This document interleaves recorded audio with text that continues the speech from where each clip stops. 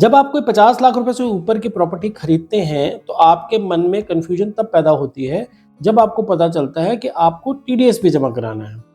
अब आप सोचते हैं कि भाई हमने प्राइस और सारी डिटेल्स तो पहले ही फाइनल कर ली थी, अब ये नई मुसीबत क्या है और ये जो टीडीएस का खर्चा है ये कौन पे करेगा। ना सिर्फ ये, टीडीएस से जुड़े और भी कई सवाल हैं जो आपके मन में आते हैं। तो आज के इस एपिसोड में हम कुछ ऐसे 10 सवालों को लेंगे जो अक्सर लोग पूछते हैं टीडीएस को लेकर, और हमारी कोशिश है कि इन 10 सवालों में आपके ज्यादातर सभी सवालों के जवाब आपको मिल जाए। तो ये जो हम 10 सवाल आज लेने वाले हैं इनको मैं शॉर्ट में पहले आपको बता देता हूँ, फिर हम डिटेल में इन सबको डिस्कस कर लेंगे। तो सबसे ज्यादा पूछे जाने वाले 10 सवाल हैं वो ये हैं कि टीडीएस क्या होता है, टीडीएस किस वैल्यू की प्रॉपर्टी पे डिडक्ट किया जाता है, किस टाइप की प्रॉपर्टी मतलब रेजिडेंशियल या कमर्शियल किस टाइप की प्रॉपर्टी पे टीडीएस डिडक्ट करना होता है, टीडीएस का परसेंटेज क्या है, कौन टीडीएस को जमा कराता है, किसकी जेब से जाता है, क्या अंडर कंस्ट्रक्शन प्रॉपर्टी में भी टीडीएस काटना होता है, क्या टीडीएस को जॉइंट ओनर्स और जॉइंट बायर्स के केस में भी काटना होता है और कैसे काटना होता है, क्या सेलर ये रिक्वेस्ट कर सकता है कि उसका टीडीएस मत काटो, और हमें टीडीएस जमा कैसे कराना होता है, और टीडीएस जमा कराने के बाद हमारे को कौन से फॉर्म जो हैं सेलर को देने होते हैं। तो ये वो 10 सवाल हैं जिनको आज हम डिटेल में डिस्कस करेंगे। इन सभी सवालों की टाइम स्टैम्प आपको नीचे डिस्क्रिप्शन में मिल जाएगी। आप अगर सीधा उसी क्वेश्चन पे जाना चाहते हो तो नीचे डिस्क्रिप्शन में उस टाइम स्टैम्प पे क्लिक करके आप सीधा उस क्वेश्चन पे भी जा सकते हैं। तो आगे बढ़ने से पहले अगर आपने अभी तक हमारा चैनल सब्सक्राइब ना किया हो तो सब्सक्राइब का बटन जरूर दबा दीजिएगा, वीडियो को लाइक और शेयर भी जरूर कर दीजिएगा। मैं इस तरह के इन्फॉर्मेटिव वीडियोस लाता रहता हूँ। तो चलिए चलते हैं आगे और डिटेल में डिस्कस करते हैं आज के ये 10 सवाल। तो सबसे पहले जान लेते हैं कि टीडीएस आखिरकार होता क्या है। टीडीएस को हम टैक्स डिडक्टेबल एट सोर्स के नाम से भी जानते हैं। ये इनकम टैक्स का एक ऐसा प्रोविजन है जिसमें आपकी इनकम को मिलने से पहले ही उसमें से एक portion as a tax deduct कर लिया जाता है शुरू में ही। इसको हम टीडीएस बोलते हैं।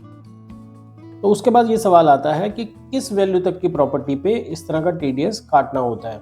तो इनकम टैक्स के सेक्शन 194 IA में ये बिल्कुल क्लैरिफाई किया हुआ है कि 50 लाख रुपए से ज़्यादा की जो प्रॉपर्टी होती है उसके ऊपर आपको टीडीएस काटना पड़ेगा। अब ये जो वैल्यू होती है इसमें कई लोगों को कन्फ्यूजन होती है कि कितनी वैल्यू होती है, मार्केट वैल्यू होती है, सर्कल रेट होता है। तो मैं इसको भी क्लैरिफाई कर देता हूँ। जो आपकी रजिस्ट्री वैल्यू होती है, जो आपकी सेल डीड में प्राइस लिखा होता है, हम उसको कंसिडर करते हैं। या अगर आपने किसी बिल्डर से प्रॉपर्टी ली है तो बिल्डर जो आपको सारी चीज़ें जोड़कर है जो एक प्रॉपर्टी पूरा का पूरा रेट देता है, उसी के ऊपर ही आपकी वैल्यू कैलकुलेट होती है। तो वो अगर 50 लाख से ज़्यादा है तो उस पर आपको टीडीएस काटना होगा। इसमें क्या होता है कि कई बार जो एरिया का सर्कल रेट होता है वो ज़्यादा होता है और रजिस्ट्री कम की होती है, तो उस केस में आपको जो सर्कल रेट है उसके ऊपर जो है वो टैक्स देना पड़ेगा। मान लीजिए एक एरिया है, उसमें जो एक पर्टिकुलर प्रॉपर्टी आप खरीद रहे हैं उसकी वैल्यू जो स्टैम्प ड्यूटी वैल्यू है या जो सर्कल रेट है वहाँ का, उसके हिसाब से उसकी वैल्यू 60 लाख रुपए की बनती है, लेकिन आप 48 लाख रुपए की रजिस्ट्री करा रहे हैं। तो उस केस में जो कैलकुलेट होगी वैल्यू वो 60 लाख रुपए कैलकुलेट होगी, 48 लाख रुपए नहीं होगी। तो ये चीज़ का आपको ध्यान रखना होगा। उसके बाद ये सवाल आता है कि कौन सी प्रॉपर्टीज़ पे ये जो टीडीएस है इसका प्रोविजन लागू होता है। तो ये हर तरह की प्रॉपर्टी, जो बेशक वो रेजिडेंशियल हो, बेशक वो कमर्शियल हो, फ्लैट हो, कोठी हो, प्लॉट हो, दुकान हो, ऑफिस हो, खाली लैंड हो, सब पे जो है ये रूल एप्लीकेबल होता है। सिर्फ एग्रीकल्चर लैंड जो है वो इसमें इंक्लूड नहीं होती। एग्रीकल्चर लैंड पे ये रूल नहीं एप्लीकेबल होता। उसके बाद हम ये बात करेंगे कि टीडीएस का रेट क्या है, मतलब कितने % टीडीएस कटेगा। तो ये 1% टीडीएस कटता है पूरी वैल्यू का। मतलब ऐसा है कि अगर आपने जितने की भी वैल्यू की प्रॉपर्टी खरीदी है उस पर 1% लगेगा। ऐसा नहीं है कि आपने 50 लाख रुपए से ऊपर की जो वैल्यू है उस पर टैक्स लगेगा। मान लीजिए आपकी प्रॉपर्टी की वैल्यू अगर 90 लाख है तो 1% 90 लाख का 90,000, इस पर पूरा टैक्स लगेगा। ऐसा नहीं है कि 50 लाख को आप अलग कर देंगे और 40 लाख जो है उसके ऊपर आप 1% लगाएंगे, नहीं, ऐसा नहीं होगा। टोटल जो वैल्यू होगी प्रॉपर्टी की, जैसे ही वो 50 लाख से ऊपर होती है तो उसकी जो टोटल वैल्यू है वो 60 हो, 70 हो, 80 हो, करोड़ों में हो, उसके ऊपर 1% टैक्स लगेगा। जैसे कि मैंने यहाँ पे एग्जांपल में बताया कि अगर 90 लाख रुपए की प्रॉपर्टी है तो उस पर 90,000 रुपए का आपको टैक्स देना पड़ेगा। लेकिन ये सब रेजिडेंट इंडियंस के लिए है। जो लोग NRIs हैं उन पे ये रूल नहीं है। उनका जो टैक्स कटेगा उसका rate 20% plus education cess plus surcharge होता है। तो टोटल मिला के समवेयर अराउंड 23.9 के आसपास जो है वो आता है। तो उनकी अगर जो कोई NRI की प्रॉपर्टी है अगर आप किसी एनआरआई से प्रॉपर्टी खरीद रहे हैं तो उसको जो टीडीएस का रेट देना पड़ेगा वो 20% plus surcharge plus education cess वो देना पड़ेगा।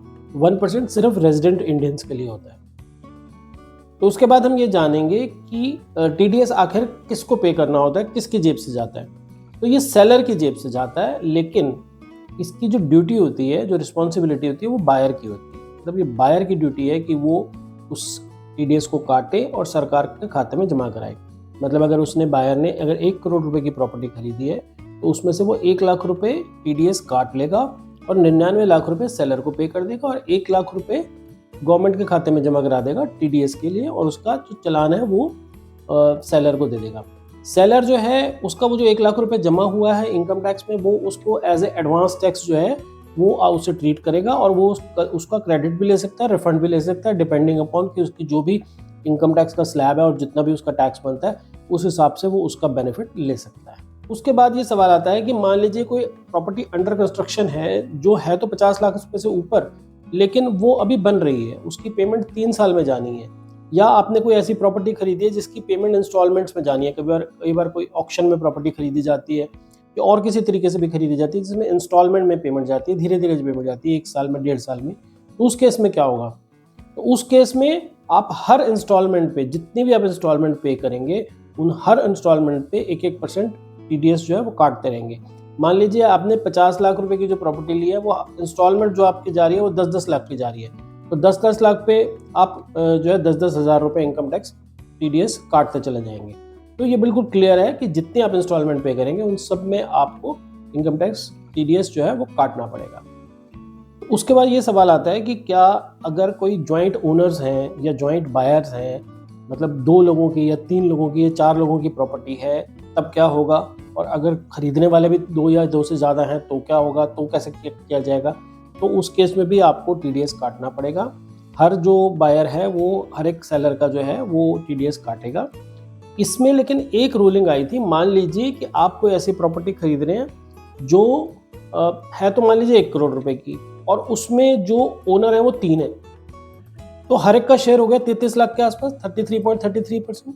तो उस केस में टीडीएस नहीं कटेगा, क्योंकि इंडिविजुअल कैपेसिटी में उनकी जो प्रॉपर्टी है वो 33.33 लाख की है, ना कि 50 लाख की है। तो उस केस में टीडीएस नहीं कटेगा। इसकी जो एक रूलिंग है वो आई हुई है, Delhi bench of income tax जो है उसने 2018 में ये रूल पास किया था कि अगर कोई जॉइंट ओनर्स है और उनका हर एक का इंडिविजुअल शेयर जो है अगर 50 लाख रुपए से कम बैठ रहा है तो उस पर आपको टीडीएस नहीं काटना। एक सवाल ये आता है कि क्या सेलर आपको रिक्वेस्ट कर सकता है कि जी आप मेरा टीडीएस मत काटो? तो ऐसा नहीं है। सेलर बेशक आप जो मर्जी बोलता रहे, एज ए बायर आपको टीडीएस काटना ही है। अगर आपने उसका टीडीएस नहीं काटा तो पेनल्टी आपको देनी पड़ेगी, सेलर को नहीं देनी पड़ेगी। इसलिए ये आपकी रिस्पॉन्सिबिलिटी है और सेलर जो भी बोले आपको टीडीएस काटना ही है। हाँ, सेलर जो है जैसा कि मैंने पहले भी बताया था वो जाकर अपना इनकम टैक्स का क्रेडिट उसका ले सकता है। वो चाहे तो उसका रिफंड ले ले और चाहे तो उसे एडवांस टैक्स में यूज़ कर ले, वो जैसे भी चाहे उसको यूज़ कर सकता है। वो उसकी अपनी उसका अपना डिपॉजिट है, उसके अपने फंड है, उसको जैसे वो चाहे वो यूज़ कर सकता है इनकम टैक्स में। लेकिन आपको वो जो है उसका डिडक्ट करना ही है टीडीएस, उसके बिना काम नहीं चलेगा, वो आपको करना ही। उसके बाद बात आती है कि टीडीएस जमा कैसे कराना है। तो इसके लिए मैंने ये साइट का इसमें यहाँ पे नाम दिया हुआ है, इनकम टैक्स की जो साइट है वहाँ पर आप जाकर इसको जमा करा सकते हैं। इसको जमा कराने का प्रोसीजर मैं आपको फटाफट बता देता हूँ, क्योंकि इससे वीडियो बहुत लंबा हो जाएगा। बहुत सारे वीडियोस बने हुए हैं ऑलरेडी यूट्यूब पे, आप जाकर देख सकते हैं कि कैसे जमा कराना है। अगर आपको इसमें थोड़ा कॉम्प्लिकेशन लगे तो आप अपने सीए को बोल सकते हैं, वो जमा करा देगा। बाकी इसमें ऐसे वैसे बहुत बड़ी प्रॉब्लम कुछ नहीं है, आप इजीली इसको डिपॉजिट करा सकते हैं। मैं फटाफट इसका प्रोसीजर जो है आपको थोड़ा सा बता देता हूँ कि कैसे जमा कराया जाता है। तो चलिए अब मैं आपको फटाफट से इसका प्रोसीजर बता देता हूँ कि टीडीएस को कैसे जमा कराया जाता है। इसके लिए आपको 26 क्यू फॉर्म, जो 26 क्यू फॉर्म है वो ऑनलाइन भरना होता है और चालान क्रिएट करना होता है। इसके लिए जो मैंने साइट का आपको एड्रेस दिया हुआ है स्क्रीन पे, और नीचे मैं आपको उसका लिंक नीचे डिस्क्रिप्शन में भी डाल दूंगा। वहाँ पर जाकर आप उस साइट पे लॉगिन कर लेंगे अपना पैन कार्ड डाल के। पैन कार्ड डाल के जब आप लॉगिन करेंगे तो उसके बाद ये जो ऑप्शंस आपको दिखाई जा रही हैं, इसमें डैशबोर्ड सेकंड नंबर की ऑप्शन है ई फाइल, इसमें ई पे टैक्स है, आप इस पे क्लिक करेंगे। इस पे क्लिक करने के बाद आप एक न्यू पेमेंट की जो टैब है दिखाई देगी, उस पर आप जाके क्लिक करेंगे। उसके बाद थर्ड स्टेप में ये आपको ऑप्शन दिखाएगा कि आपको कौन सी पेमेंट जमा करानी है, तो आप 26QB पे जाके इस ऑप्शन को क्लिक कर लेंगे।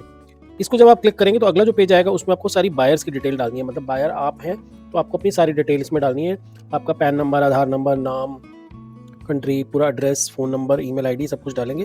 फिर यहाँ पर ये पूछेगा कि आप जो है एक ही बायर हैं या एक से ज़्यादा हैं। अगर तो एक से ज़्यादा बायर हो तो आप येस करेंगे और जितने भी बायर्स होंगे सबके ऐसे पेजेस खुलेंगे, सबकी डिटेल आपको भरनी पड़ेगी। लेकिन अगर बायर आप अकेले ही हैं तो बस नो कर देंगे और उसके बाद यहाँ पे कंटिन्यू का बटन दबा देंगे। उसके बाद जो आएगा आपके पास सेलर की डिटेल डालनी होगी। सेलर का भी वही पैन कार्ड, आधार कार्ड, नाम, एड्रेस, सारी डिटेल आपको डालनी पड़ेगी। ऐसे ही ये पूछेगा कि आपको सेलर जो है वो एक है या एक से ज़्यादा है। अगर एक से ज़्यादा है तो आप येस करके बाकी के सेलर्स की भी डिटेल डाल देंगे और नहीं तो आपसे नो करके आगे कंटिन्यू कर देंगे। उसके बाद यहाँ पर आपको प्रॉपर्टी की डिटेल्स डालनी होगी। जो भी आप प्रॉपर्टी खरीद रहे हैं उसकी पूरी की पूरी डिटेल्स डालेंगे। नीचे यहाँ पर वो अमाउंट डालेंगे जो आपने सेलर को पे किया है। टीडीएस आप कितना काट रहे हैं वो डालेंगे।